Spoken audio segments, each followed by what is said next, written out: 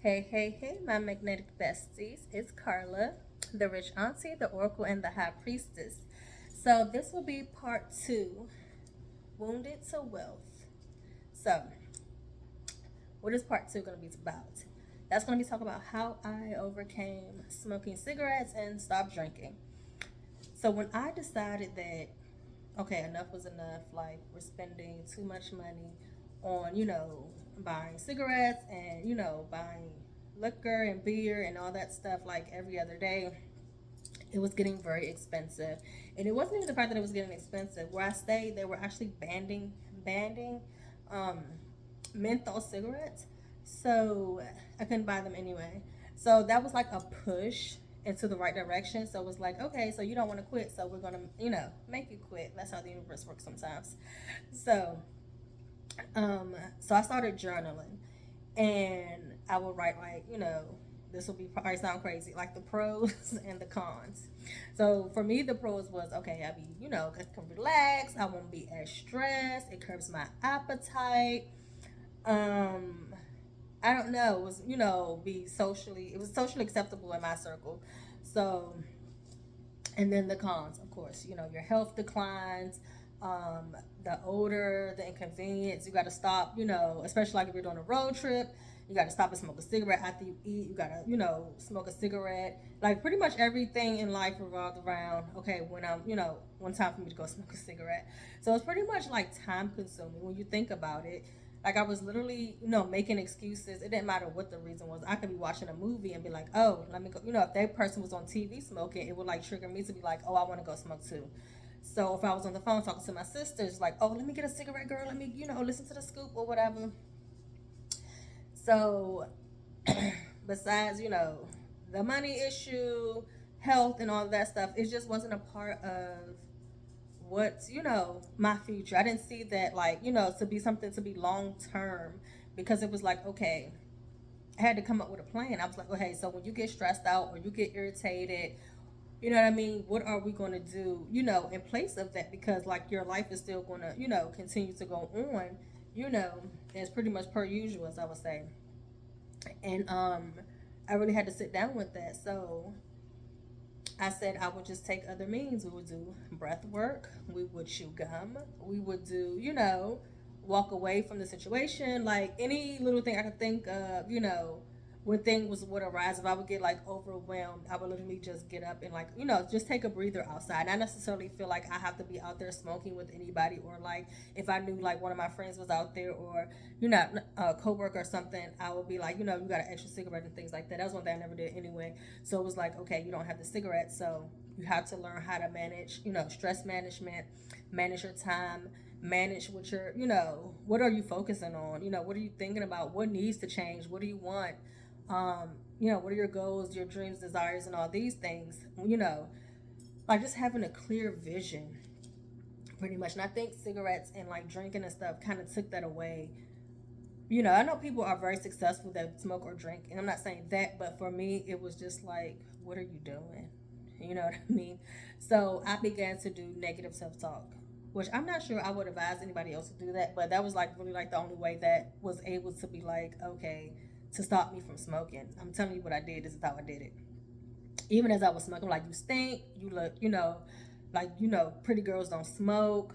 Like, what are you doing? You know what I mean? Just like all these like bad things. Like I say, like of course, like it doesn't matter how much perfume you spray, you're still gonna smell like smoke. Try to hide it. Messes with your teeth, it messes with your health. You know what I mean? It's like distracting. If people, you have work to do, you're outside smoking every, 3 hours. This is like an infant baby. Oh, they have to eat every 2 hours. Like I have to go smoke every 2 hours, or even sometimes depending on the day, it'd be more than that.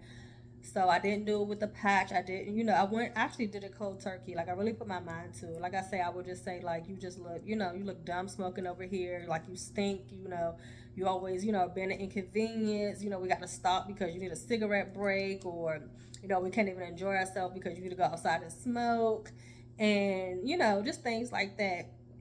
Even I would buy, really nice perfumes. You really couldn't smell them. Why? Because the cigarettes would like really literally would like overpower like your scent and stuff. Like I say, like your nails, it would be in your hands. It matter like sometimes like didn't matter how much like you wash your hands, you would still like get a faint scent of the cigarette smoke. um and like I said, it's just something that I wanted to take up, my time. Like I could literally be doing other things besides sitting outside, smoking and, gossiping about things that, don't even concern me. So, and with the drinking too, like, and people don't realize, like, when you do things like, drinking or drugs or whatever your thing is, I do edibles, so I'm not talking about like, I'm this saint or anything, but it masks your health. like like when you're always numb, like when your body's trying to talk to you, you can't even hear it because you're so numb, and not paying attention to your health, or you are paying attention to your health, that's the reason why you do things and like access. So it prevents, if like your health is just like declining and declining, and you won't go to the doctor. So by the time you go to the doctors, it's like it's worse than what it was when, if you would have went earlier and stopped trying to like drink heavily, do drugs to like mask your pain or your issues. So when I like, it's crazy because when I stopped smoking and I stopped drinking, that's when all like the as far as like I discovered like my fibroids and cysts and endometriosis and all of that, because it's always been like a heavy cycle for me. So that was like my norm. So when my iron levels like first went down and I had to go to the to be actually hospitalized for it, it was like, whoa, like that was a true, wake up call for me. Like I say, eating ice, always cold, heavy bleeding. And that was like the turning point. It was like, okay, this is serious, more serious than I thought, to actually have to be hospitalized because, the doctors didn't know what was wrong.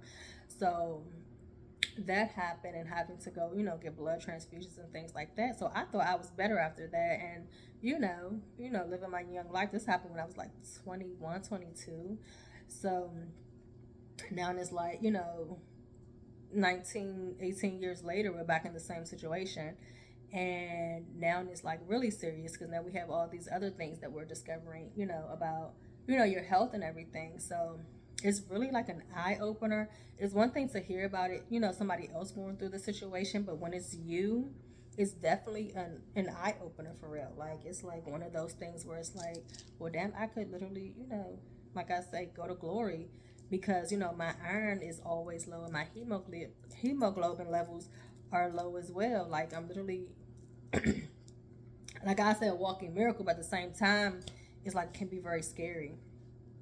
So like taking care of my health and taking control of, you know, the way I'm moving, with the rest of my life, because we're not getting any more life, it's like winding down. So I want to be able to enjoy, like when I ever decide to retire, and you know what I mean, like when I do, get my land and what I decide to do with it, and just do that and be able to enjoy it and not be like hooked up to machines, and because my iron levels is back down, and not taking care of myself, or when when you do heal, it's like, oh, let's go back and party again. So it's like you just defeated the entire purpose. Like I say, I don't heavy drink. I will drink like on occasions and things like that. So I don't want anybody to think like, oh, we saw you with a red cup, or excuse me, or anything like that. No, it's literally when I'm out. That's it. It's nothing, wild like it used to be. And I'm sorry, y'all. I'm so grateful for that, because now I get to like really, take care of me and honor me. And the decisions that I'm making is not only affecting me, it's affecting those around me as well. So I take that seriously, and I want to be here for the long run. So this was definitely like, I don't know. Like I say, practicing my spirituality. I don't want to like name it or anything to say that, you know, this or that. I just do what, spirit tells me to do, and go with the flow of things, like my higher self and things like that. And I'm really enjoying my journey. I don't share it a lot. Like I will take pictures or like video, but I'll kind of blur out the things that I do, or I'll give like maybe like little ideas and stuff like that. But I don't dive deep into it on the internet. I'm just pretty much doing like this is a journey for myself and like to share what I'm doing, and hopefully it would inspire other women to like, want to do something different, to have like, especially like if you're in a situation where you're not happy and you're not um it's like you're back in, like you're feeling like you're back in survival mode, like you don't feel safe, you don't feel secure, like your living situation, your finances, your emotional, like your physical well-being. Like I said, I don't have children. I have a bio daughter, I mean, a bonus daughter, and she's 21. So I mean, it can be scary. Like I said, I don't really talk too much on like the kids part, because I know some people can be very offended. Like, oh, you don't have kids, you don't understand what it's like. But I was once a child, and I do have nieces and nephews, and I do have common sense. So, and I know it is scary out here, like, being in these situationships and not knowing, the person that you chose is going to be there for you and the family, and to be able to support you, and to, if things aren't going the way that they're supposed to be going, to have, an adult conversation and be more solution based, and not be more so, an abusive tone, or like, take you back to, the parts of your childhood that were traumatizing. Like I say, like, like loud noises, and, you know, cursing, and just like downright like being totally disrespectful really do shut people down. So like I say, like I'm just on my journey to like, so I can, have those choices. I don't have to do anything, because I've made, a clear path for me to be able to do this, and this. Or don't do it, any at all, because I have like, I'm secure in my finances, I'm secure emotionally, I'm secure, in my housing, and in my spirituality, knowing that, my people got my back, so don't fight with me, and things like that. Like I say, like it can be rough. It can be rough, and the unknown, and the unforeseen things. I just feel like when women have, their finances in order, emotional, intelligence, and being able to like be direct, and not like feeling like, oh, or guilt or shame behind how you're moving, and not sharing everything. Like I'm just sharing my journey, because this is just an outlet for me, and I've been enjoying it, and like I say, I'll have more parts coming up, and yeah. So thank you so much. My name is Carla again. Don't forget to subscribe, comment, like, share, and stay tuned. Bye.